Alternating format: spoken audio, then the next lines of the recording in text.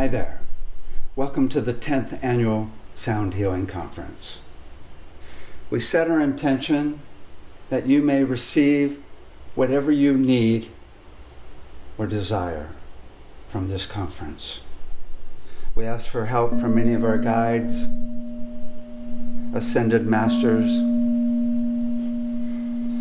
archangels, and positive aliens. Only for our highest good. We also set the intention that through this information around sound healing, that we may end up with 100% abundance for every single person on this planet. No one is ever suffering. No one's starving. No one needs food. Everyone has shelter. And we have complete health care that doesn't hurt people. And we figured out precisely how to get rid of any disease with no side effects and bring people into a higher state of consciousness so the disease doesn't even come around anymore. Physically, mentally, emotionally, and even spiritually. We also set the intention that all relationships resolve in harmony. Harmony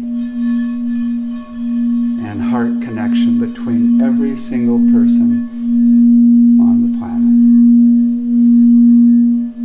If we had all the money in the world, we wouldn't need money anymore. We would just be helping each other and healing ourselves and healing each other and playing and just being in complete joy and bliss, and then gratitude, and then bliss, and then gratitude, and then bliss and gratitude. That's our intention.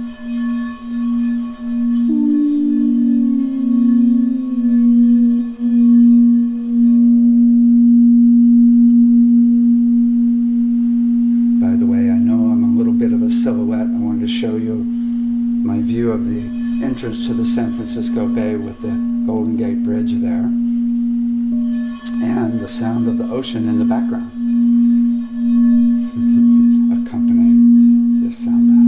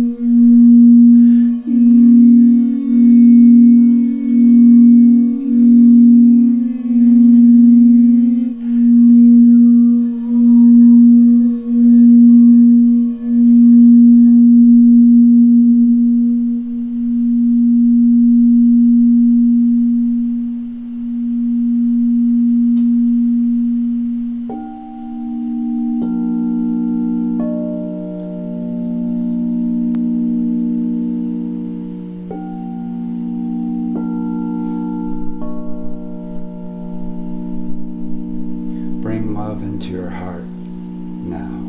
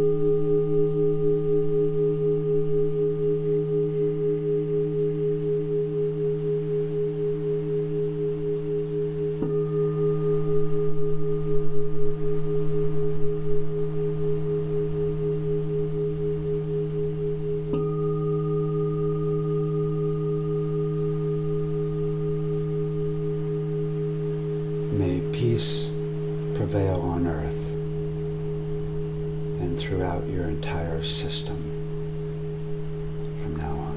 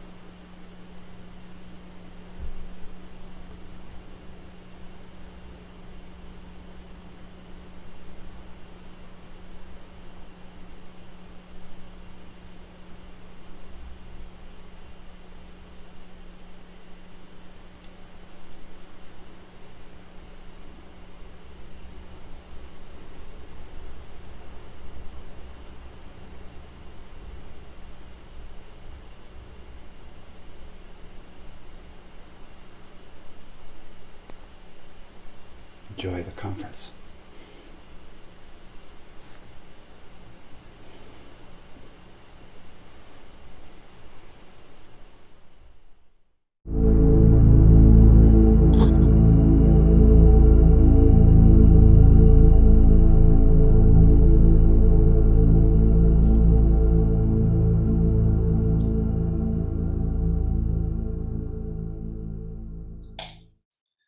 Hi there, welcome to the Globe Sound Healing Conference. This is our first presentation. What I want to do is give you an overview of the whole field of sound healing, including what's going to be happening here in the conference as well. So let me share my screen and we'll begin here. I'm David Gibson. I own the Globe Sound Healing Institute and all the where we have classes, Globe Institute, we have different sound healing classes and recording classes. We have our store, we have a therapy center with about 15 different treatments, and also our research foundation. In our research foundation, we're also doing work with the Medical Sound Association. Let me find my little PowerPoint here. There we go. For the Medical Sound Association, we have over 400 doctors and sound therapists that are working together to figure out how to cure, don't normally use that word, cure every issue there is, right? So if you're interested, we have bi-monthly meetings and you can go to Medical Sound Association and fill out the contact form. We also have our Sound Education Association that you can join as well. We have over 100 administrators helping to refine all of the exercises we've created for kids from 3 months all the way up to 18 years. We got a $100,000 grant to do it, and now we have over 500 exercises posted at soundeducationcenter.com. But we're going to be refining the other 2,000 and setting up a lobbying team to bring it into public and private schools around the world. So if you're interested in that association, go to soundeducationcenter.com and fill out the contact form there. We have bi-monthly meetings as well. And then I also wrote the #1 selling books in audio recording and in mixing as well. I used bubbles to show different styles of mixes in the books. And these are the books used in recording schools around the world to teach audio recording for over 20 years now. I also wrote the #1 selling book in sound healing, The Complete Guide to Sound Healing. You can find that at Complete Guide to Soundhealing.com. Right. And then I've got over 60 CDs, music CDs for different intentions that are really effective. We also have our frequency CDs that you put on the body. You don't listen to them. You can play them on the body with headphones, or you can use our devices like the Sound Lounge or the sound tables. We have pillows, we have dolphins, we have bass pods that you can put right on the body, really effective for pain, and a belt you can strap on. You can find all of that at soundloungecenter.com, soundloungecenter.com. The music is in the store at soundoflove.com. Okay. So there's a little overview of what I've done, or what I'm up to. Quite a few other projects we're doing as far as media projects as well to help bring sound into the mainstream. The overall big goals are to change the medical system, to change the educational system, and just get people really high, right, and healed. Okay. So my presentation here is an overview of how sound works. I want to really, it's kind of like a walkthrough as to what we do here at the school, but it's also, I want to give you details as to the full spectrum of how you can use sound and music and all of the different aspects of sound and music for healing, raising consciousness, and helping yourself and helping others. Right? So first of all, the most basic component that I keep mentioning is the difference between chaotic versus coherent vibrations. Chaotic vibrations are like fear, or anxiety, or anger, or pain, or stress, right? And those are all the strange looking waveforms, right? Versus the coherent or consistent vibrations, which are like all the vowels.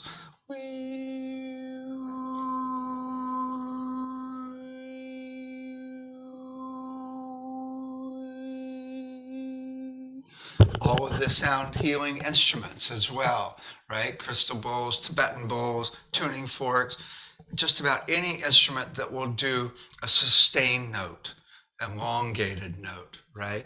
Or any rhythm instrument where you can do consistent rhythms, right? So that's the basis of it. And that's why sound baths and sound treatments often work, is because we're using these stable, consistent sounds to create peace. Even if people don't know what they're doing, they often still work. But then it can get really detailed from there. This is what chaos looks at in a cell, like in a cell versus coherence, right? Frazzled cells. You see it in a geometry form, right? But then there's the whole hierarchy that I've talked about in detail in many of my presentations. The pure frequencies, which are just one frequency that can unlock a key to healing of a certain part of the body or an element. It can actually create different vitamins and minerals. When you play that frequency, it will actually create it, right? That matches that vitamin or mineral. But then you have a combination of frequencies that's called a timbre, which is simply many frequencies that make up all of the sounds that we know as instrument sounds, syllables, and vowels and consonants. And then we have the relationship between multiple timbres or multiple frequencies, which would be a musical interval relationship between two notes, or a chord if you got more than two notes, right? And then you've got the music level where you add rhythm, and you now have rhythm, which will entrain the brain, which will entrain the heart, and even sometimes entrain the breath. And then you get melody, and with rhythm and melody, you can access every emotion you can imagine, right? You can get people really excited and dancing, or get them really still and peaceful.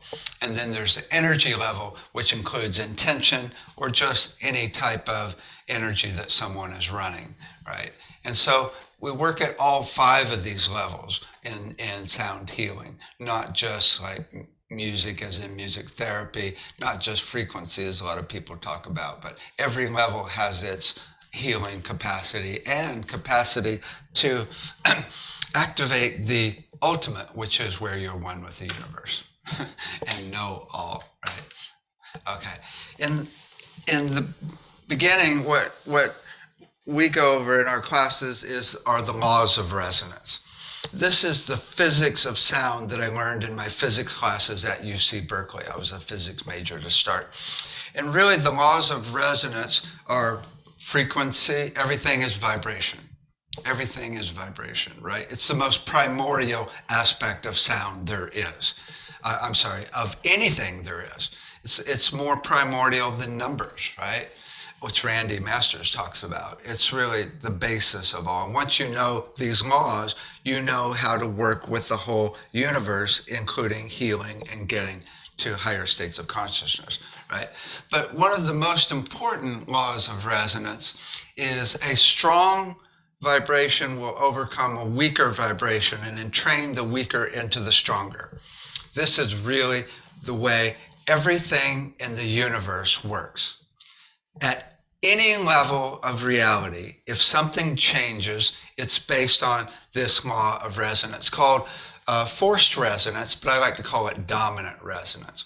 A strong vibration overcomes a weaker and trains the weaker into the stronger. This can be a bummer if we're around chaotic vibrations like cell phone, electromagnetism, or scattered people, or the energy field of fear, anger, or anxiety on the planet, right? We can easily be trained into that strong resonant field. But it's also really beautiful because we can be entrained into nature's perfect flow, nature's stable vibration. We can be entrained into the energy of gratitude, which is stable, love, or joy, or compassion for that matter. We could be entrained into the frequency of our soul. We could be entrained into source, which is the most stable, consistent vibration there is, if we just listen, right?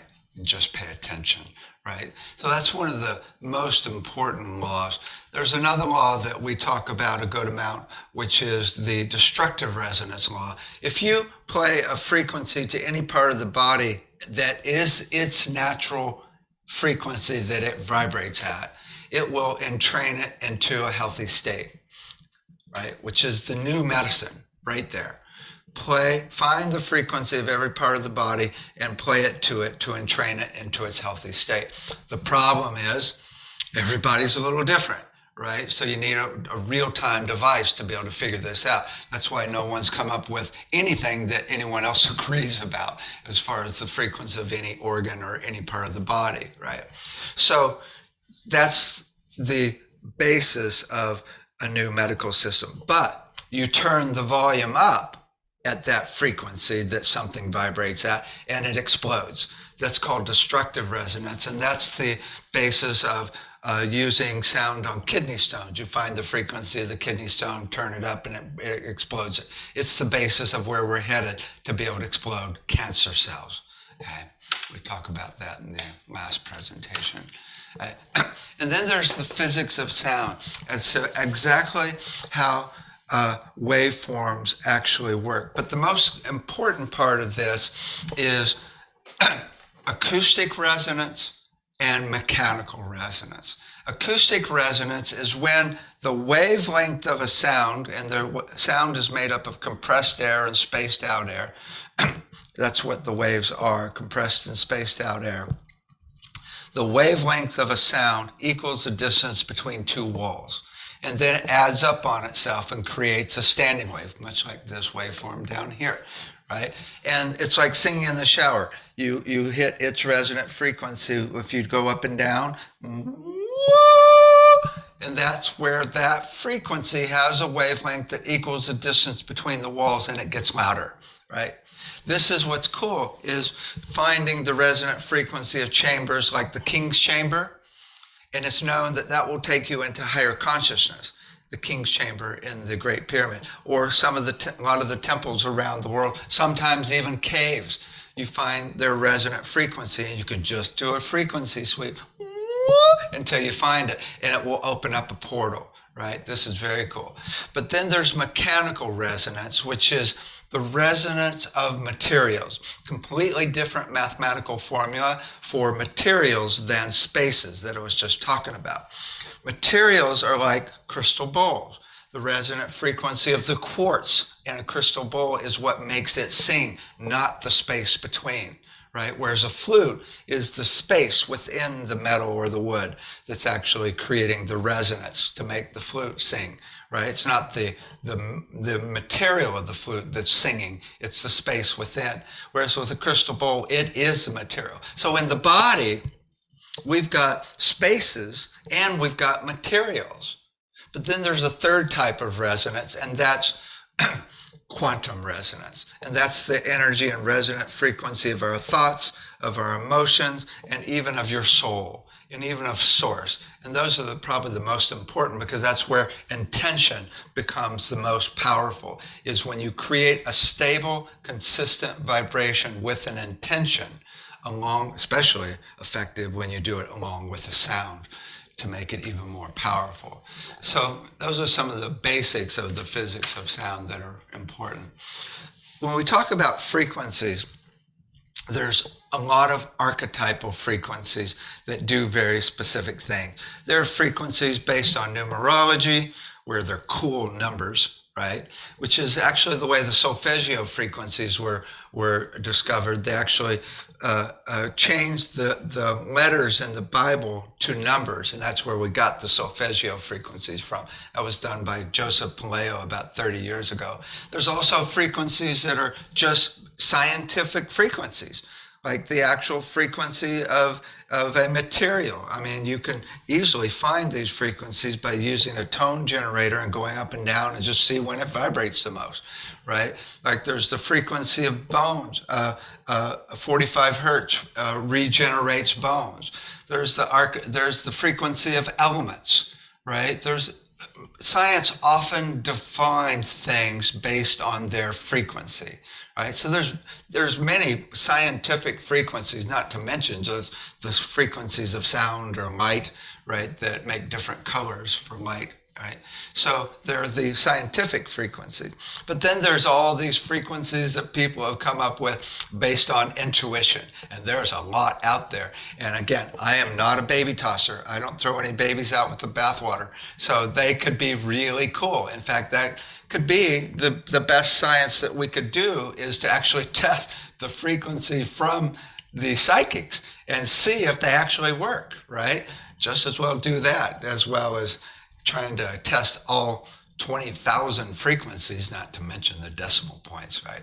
So these are where different frequencies come from. And some of these frequencies can be portals to other dimensions, like the frequency of your soul or a frequency of the universe, right? So this can be really, really incredible. Frequencies are cool, but there's also timbres, right? Which is a harmonic structure, which is really the tonality of any instrument or any vowel. The main thing about different sounds is the harmonics in some sounds create a dissonant chord. That's me. It's like playing notes on a piano that sound horrible, right? Whereas other harmonics in sounds, the frequencies that make up a sound, create a beautiful chord, right? So the ones that create a dissonant chord are very edgy or activating, like the gong or bagpipes, or even any reed instrument, or even Tibetan bowls, especially with a wood stick. They're very activating. Whereas the sounds that have a beautiful chord within the harmonics are like the harp or a wood drum where the drum actually, the wood actually resonates, right? This is a big deal because the activating sounds are really good for breaking up stuck energy, for moving energy, whereas the calming sounds, the beautiful harmonic structure, is really good for calming anxiety and things like that. What's important is the activating sounds, like gongs and Tibetan bowls, even crystal bowls, can be too much for somebody that's really fragile. In fact, if somebody's having a panic attack, it can be dangerous. So you got to be really careful. Or somebody's just out of the hospital from surgery, right? Then we talk about frequency physiology, to get to know all the different parts of the body and all the different frequencies that people have come up with for each part of the body. And especially, since nobody agrees, techniques for actually finding the frequency of that part of the body, where you do a frequency sweep. I'll find the frequency of my heart. A little tricky because it's hard to feel your heart. I'll find the frequency of my adrenals.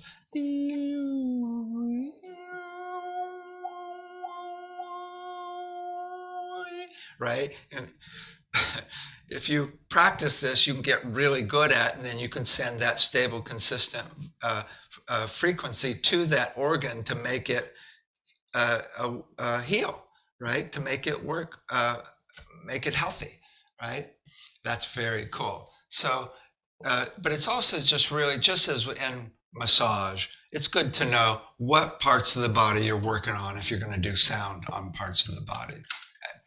Then there's also brainwave entrainment. We just had our whole conference back in April on brainwave entrainment. If you haven't seen that, you can still check it out. We go into detail onto how sound affects the brain. The main thing is any rhythm, bum, bum, bum, bum, bum, bum, bum, will cause the brain to synchronize to it within normally 15 or 30 seconds, right? And so at different rhythms are different brainwave states. If I do a slow rhythm, well, that's delta that will entrain you into sleep. If I do a medium, that's theta that will entrain you into creativity or into the dream state, which can be a really creative state, or into the state of oneness, because that's where you are when you're one with the universe, is theta. And then alpha is like whoa, whoa, whoa, whoa, whoa, whoa, whoa, whoa. That rhythm can entrain you into presence, where you're totally present with the world and ready to learn and do sports. Or beta, which is for thinking and processing and overcoming ADD. And then gamma, which is actual frequency. It's not even a rhythm anymore, which is really good for blissing out and synchronizing all the lobes of the brain. Right. So this is really cool because all the different instruments, including crystal bowls and especially drums, they commonly have a little rhythm in them. Or if we do any rhythm, we're entraining the brain. And that's even mantra is a brainwave entrainment. Om Mani Padme Hum, Om Mani Padme Hum. That's like a theta. Om Mani Padme Hum, da da da da da da da. Right? So all the different chants and mantras we do are doing serious brainwave entrainment, and that's one reason they're really effective as well. The cool thing about brainwave entrainment is doing maps of the brain to be able to figure out what frequencies to play to the brain over the entire brain for higher states of consciousness, whether it's gratitude, compassion, love, joy, or being one with the universe.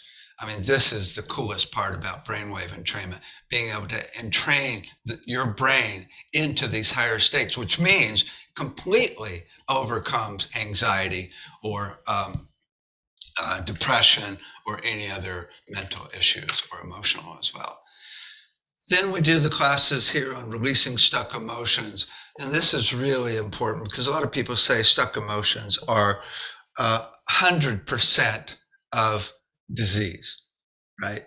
You wouldn't have any disease from toxins in the food and pollution if there weren't an emotional opening. So this is huge. To be able to release emotions with the voice, we go through a full range of techniques. One is making the sound of the emotion, right? Express yourself. And Christina Wells talks about this in detail in her presentation in the conference, because if you don't express yourself, your whole system gets stuck, and then it causes all types of disease. But also being able to make the sound of it and then transform it into beauty, or make the sound of the part of the body that's holding that emotion, or have higher beings. Let source come through and make the sound, right? So we go through a lot of techniques on releasing stuck emotions so that you will have no more disease ever. If it's 100% of the disease, I mean, should be taught everywhere, right? We teach it to the kids. Let me backtrack. Babies had it down, right? They knew how to release stuck emotions, right? If they had anything going on, it's like, ah! And then we lose that when they say, shh, right? So we're just relearning what we already knew as babies. We were professional sound healers as babies, right? Okay. Then we've got transforming negative beliefs with sounds. Probably one of the most important things you can do, because negative beliefs in your system are like this chaotic vibration that goes out into the world and says, give me more, give me more, right? The basis of the law of attraction, which is resonance, is whenever you create a vibration, the source brings you more of that. Right? So if you've got this negative belief that I am not good enough, source goes, oh, let me help resonate that, right?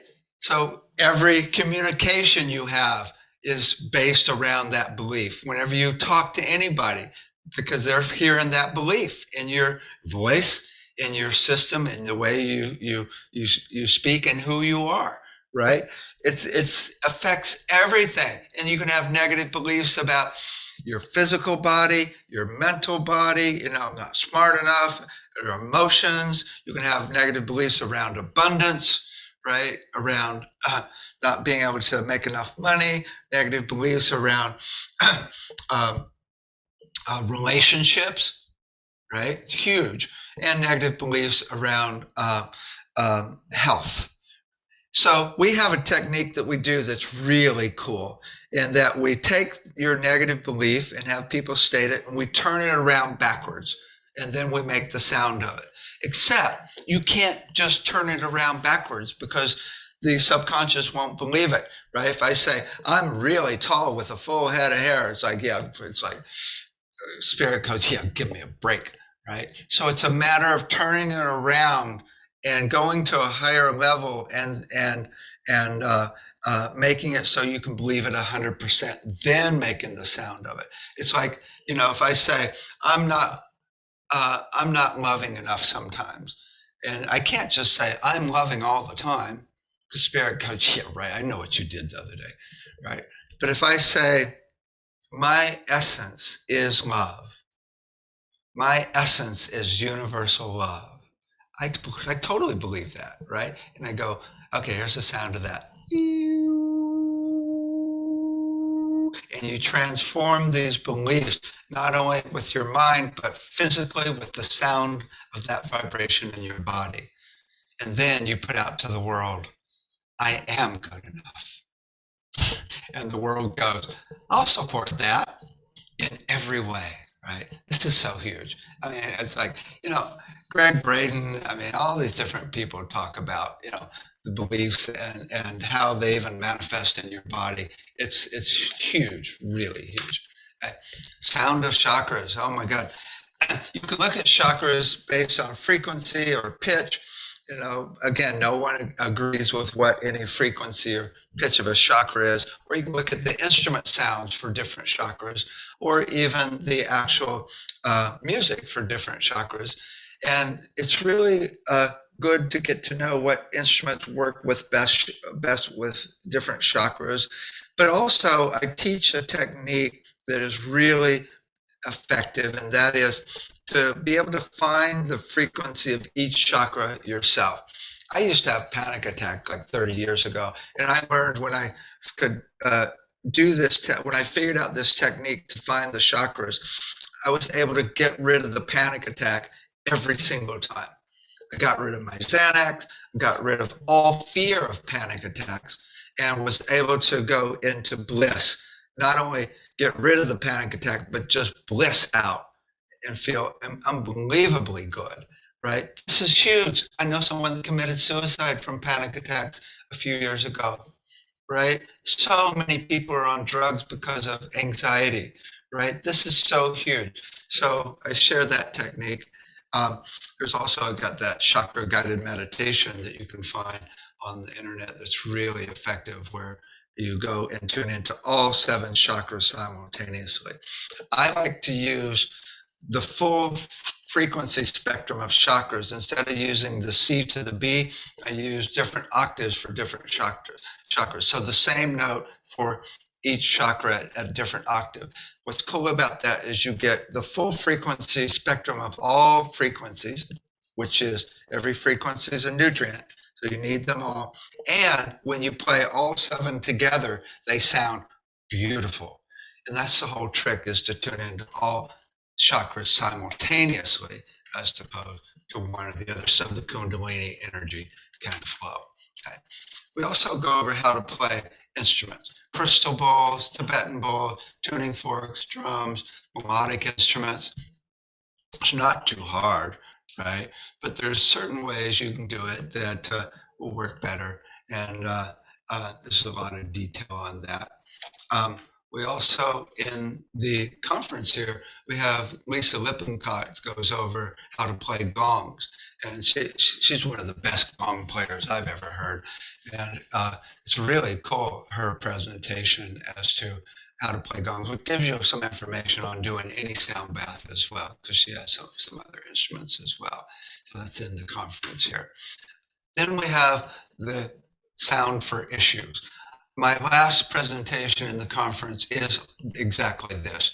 I spend an hour and a half going over not every issue, but most of the issues mentally, physically, and emotionally, and how to use sound for it. It's very detailed.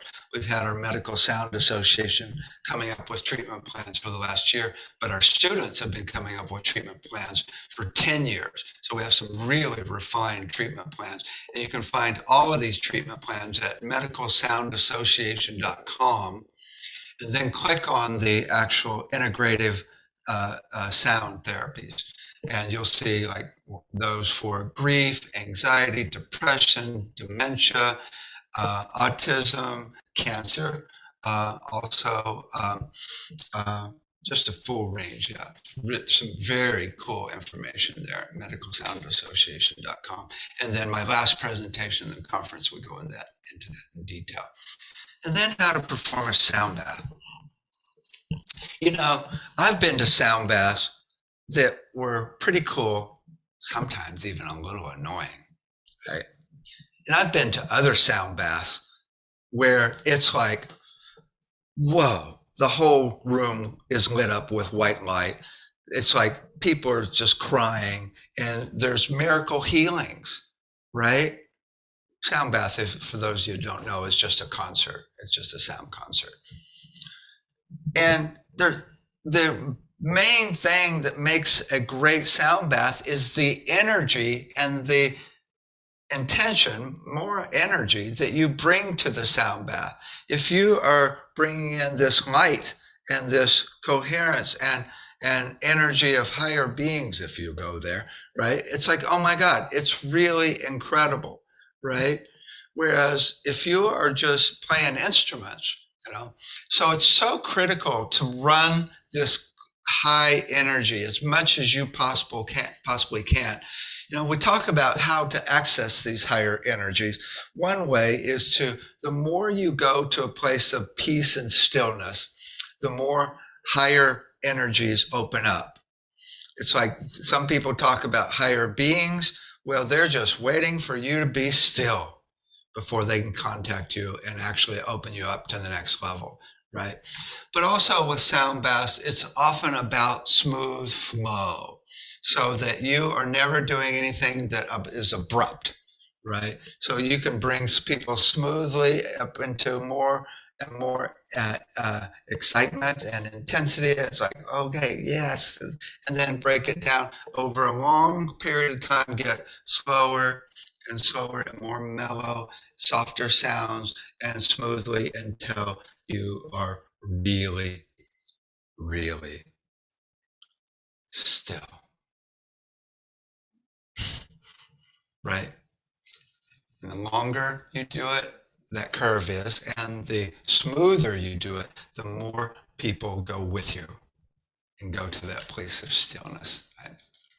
A little bit about sound baths. And similar to doing sound treatments on people, creating this smooth flow, setting intention, doing a lot of details. Then there's the sound of love. Oh my God. We have a whole class where we go through all the different frequencies and pitches of love. I mean, there's a frequency of 528. Leonard Horowitz now admits there's not any research behind it. So a lot of people have abandoned that and are using 432, which some people say is the heart meridian, right? So there's all these frequent. I actually have. We did a research project where we had 200 people we had 4 different meditations to get them into love. And then we had a tone generator, and they would find the frequency of that love with the tone generator. And there was a little bell curve around 200 hertz, wee. But people were all over the place, right? That's probably the best research on the frequency of love that's been done right there. There's also the pitches of love. The main pitch people talk about is F. But if you have people play all the different notes and play different bowls, people rarely choose F for love. I say, instead of F, try playing all the bowls and see which one opens your heart the most. People rarely choose F. And then when people find the frequency of love themselves, that's like really, really, really cool. There's two ways you can find the frequency of love. One is to actually just bring love into your heart and feel it completely. And then listen for that frequency in your head.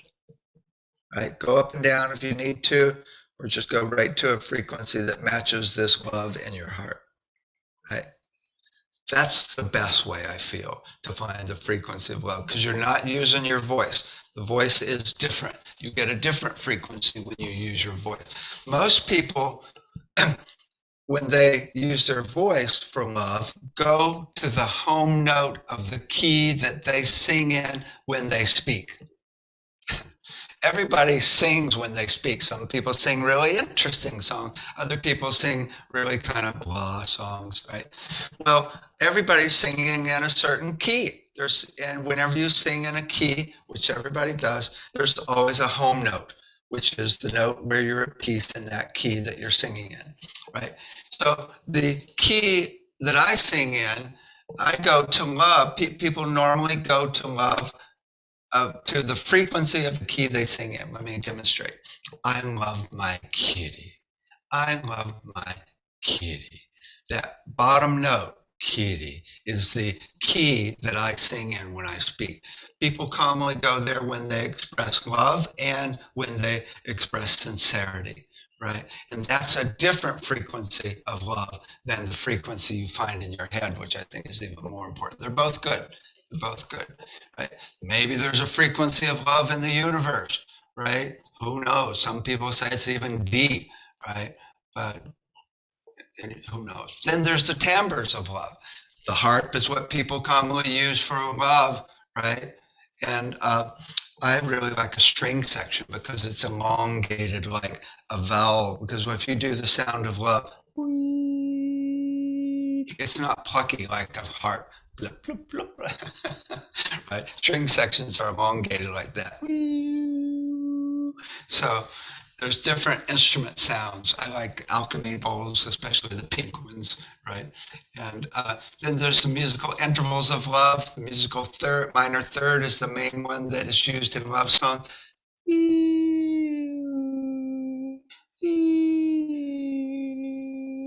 Especially going down. And then there's the music of love and energy of love. But really, it's all about loving yourself, right? It's really nice to practice loving yourself, sending love to your own heart, sending, just resonating love, hugging yourself, right? And overcoming any of those beliefs that you aren't good enough, right? And then loving relationships. I mean, there's techniques for using sound. One of my favorite when you're having a conflict is to both people make the sound of how they're feeling, right? You can't do blaming with sound, right? You have to point. You have to point. You can't. There is no sound that actually does blaming, right? So you make the sound of how you're feeling, and then the other person does, and then you do it together, and it's really cool. One thing I have to tell you that's really, really just incredible once you're back on good grounds is there is nothing better than toning while kissing, doing any vowel while kissing. At first, it's really hard to do because you just crack up, right? But then you actually start toning in the other person's mouth. You find their resonant frequency. You do frequency sweeps. You do binaural beats. Oh my God, it is so much fun. So if you're in a relationship, try toning. Wow, kissing. All right. Okay. Okay. Then there's, besides loving relationships and loving yourself, there's universal love. if you don't know how to bring universal love into your heart, this is the most important homework ever, right? The second you are able to access universal love at will on your own, it's incredible because you don't need anybody anymore. You are completely whole because you have complete access to indescribable love, right? They say that universal love comes in through the thymus down into the heart, right? And I actually got where I could run that energy like this.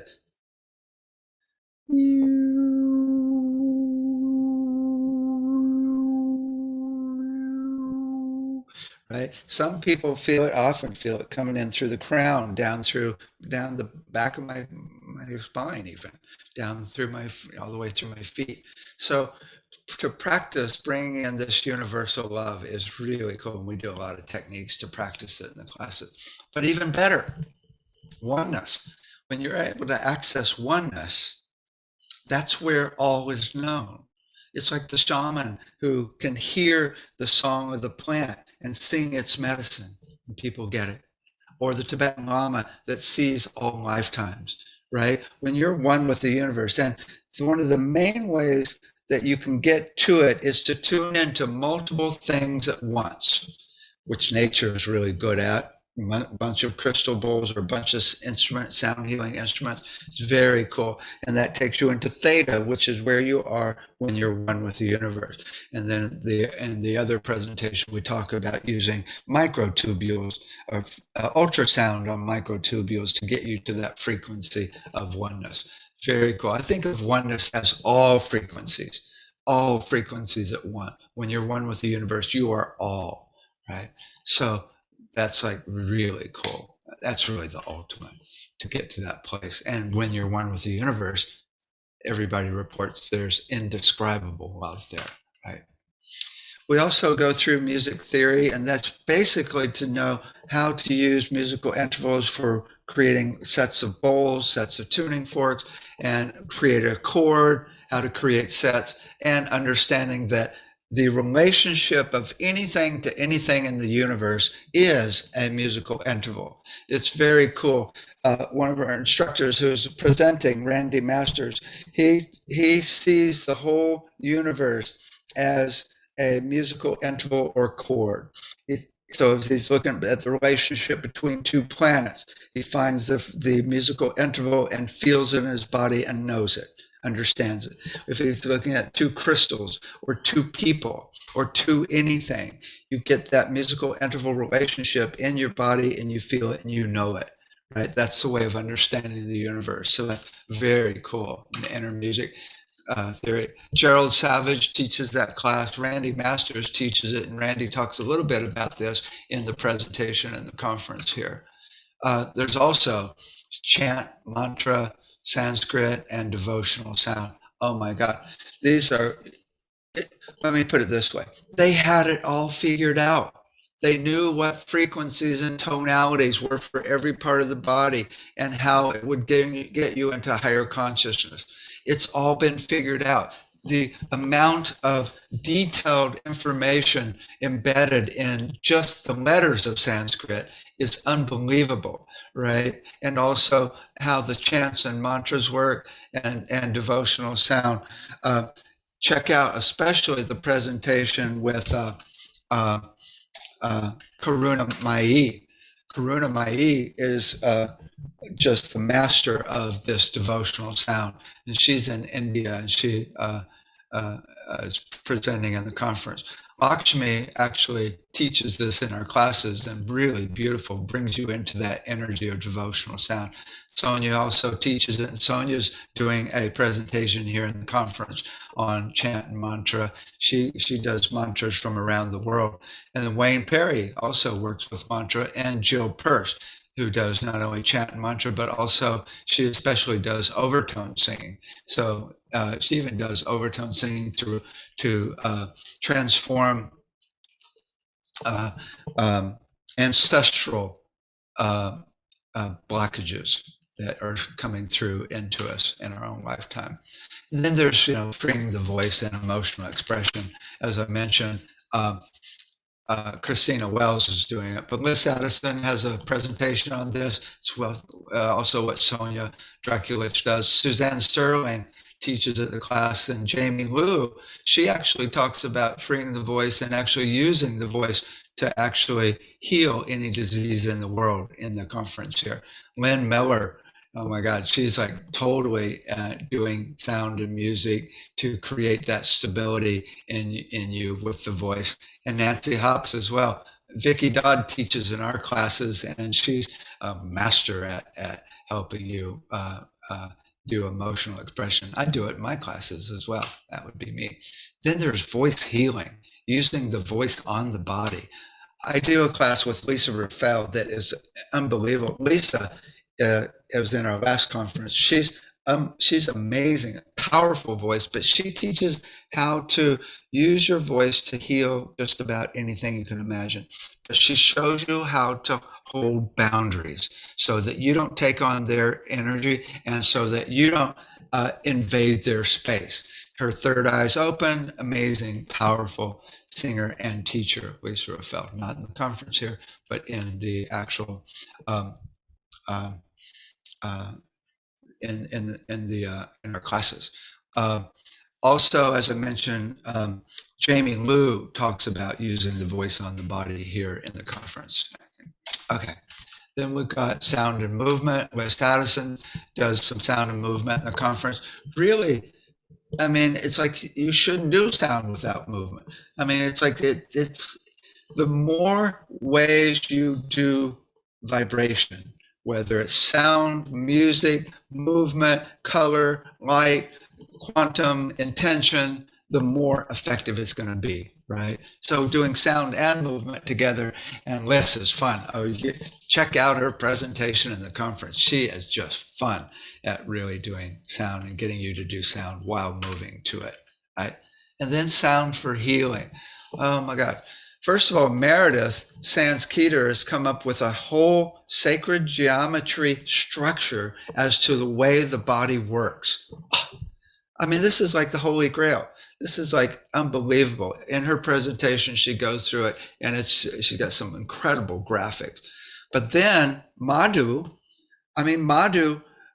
fell off a house and broke a couple of vertebrae and was a paraplegic. Couldn't move, couldn't even talk. Within 2 months, the second he could start doing sound, he started doing chant and mantra that he had practiced and learned before he got hurt. And within a short amount of time, he was healed and he's completely back to normal.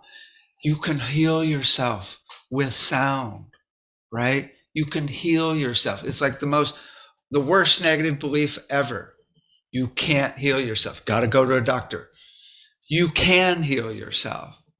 And then we have Elizabeth Gramps, who is totally working with sound and vibration, especially around problems with learning disabilities and problems with babies and kids, right? Around the way the brain works with hearing and listening, and also problems that happen from trauma.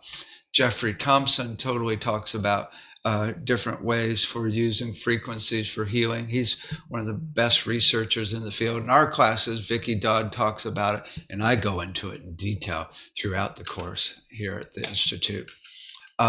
Then there's sound and consciousness. Oh my God. Randy Masters will take you off the deep end into the possibilities of accessing higher states of consciousness. I talk about it in detail, even here in the conference. Randy talks about it not only in the conference, but in our classes. Paul Hubbard, he's all about accessing these higher states, including Jamie Liu, Madhu, Rowan McCready. He's talking about how, tuning into the Schumann resonance, can actually even help, and turning into love. So creating this field of love on the planet. Jeffrey Thompson is his big thing, is even talking about brain maps to get into a higher state of consciousness. Then there's Judy Satori. Oh my God. Judy does light language, right? And totally accesses higher beings to get you into this higher consciousness. And then Her Holiness Amasri Karunamai Devi, as I mentioned, she's doing chant and mantra and talking about how sound can bring you into these higher states, including just loving everybody. And then, of course, I go into it as well. And then there's sacred geometry. Richard Feather Anderson teaches here. He teaches sacred geometry as a way of understanding consciousness. It's exactly the way Plato taught it. Randy Masters also goes into it. But in the conference, we have Jonathan Quinton, who's like, has the most beautiful sacred geometry there is. He talks about the golden mean and how it's in everything that is alive. And by the end, you see that this is the pattern that God has created to create the universe, right? And it's just, I remember in that presentation at the end, I said, I think I've just seen God in geometry, right? So that's an incredible presentation here in the conference. And then again, Meredith shows that geometry inside the body connected to the meridians. Oh my God. Geometry can be correlated with sound by simply taking the sides of the geometry and looking at the musical interval relationships between the sides. That's the main way you connect it to sound. So say you have a triangle and one side of the triangle is 3 lengths and the other side is 2 lengths. Well, 3 to 2 is a musical fifth interval. Right? That's the actual, if you take 100 hertz and multiply it by 3 over 2, you get 150, and that's the musical interval of the fifth, right? So this is a musical interval, 3 to 2.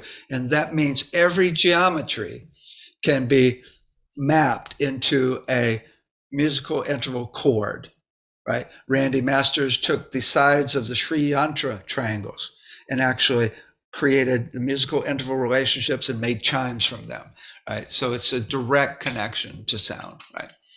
Then there's color and light therapy. Randy talks about in his classes, right? The frequency and how to convert color to different frequencies of sound so you can correspond them. I mean, this is huge. And also John Stuart Reed. I forgot to mention John Stuart Reed throughout the presentation. He actually goes into the way the physical body works more than anybody as far as healing. He goes into the science behind it more than anybody. I left him out there. But he's, oh my God, he's on the cutting edge of exactly how sound works physically in the body. But he also, John Stuart Reed talks about how sound actually creates infrared light, which is the way the cells communicate or work. That's the realm that they work in. Yeah, color and light are just frequencies that are the same as sound, just at a higher level, right? But then there's practice. Here at the school, we have a full range of treatments you have to do on each other, and also just practice and practice. Even in the online classes, we have you practice it as well, and practice healing yourself, right, until you completely have it down, right? That's the classes I teach, right? Again, the more ways you use vibration, whether it's sound, frequencies, timbres, musical intervals, music, intention, electromagnetics, light, color, and quantum intention. When you use all of these together, there's no chance this horse is not going to drink. As I always say, the more ways you lead a horse to water, the more chances it'll drink. The healing of the future is all of this working together, right?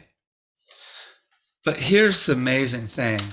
With sound, the potential is just huge. And this is why I'm so excited in this field. There's so many things from this conference where you go, oh my God, we could completely transform health so there's no more anxiety or depression or even no more dementia, right? I mean, the potential is really, and there's a path now to do it. The potential is huge to get to a place where we can have frequencies that will train you back into you, where you are one with the universe. It's actually being done now. Frequencies are ultrasound on microtubules to bring you into oneness with the universe. I mean, the potential for children that have disabilities that Elizabeth Gramps talks about is just huge. We can completely transform our entire educational system so it doesn't hurt kids, so no one is ever left behind. No one is ever feeling not good enough. Everyone thrives, right? And transform our entire medical system. Oh my God. The potential is just so huge that I'm really excited. So enjoy the conference.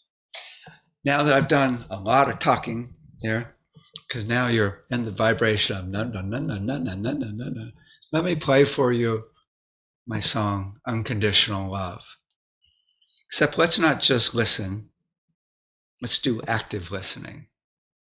Bring love into your heart completely and resonate this energy of unconditional love, which this song is completely about, through the whole song. Okay? Thank you and enjoy the conference.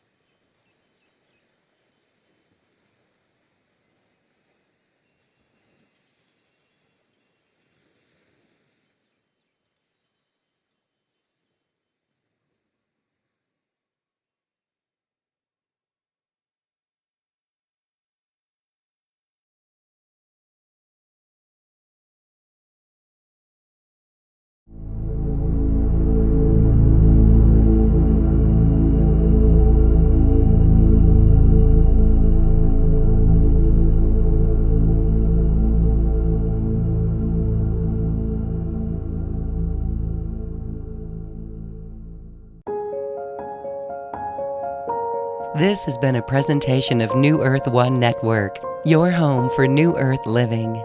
Access information, education, and videos on living from the heart in unity consciousness. Visit newearth1.com.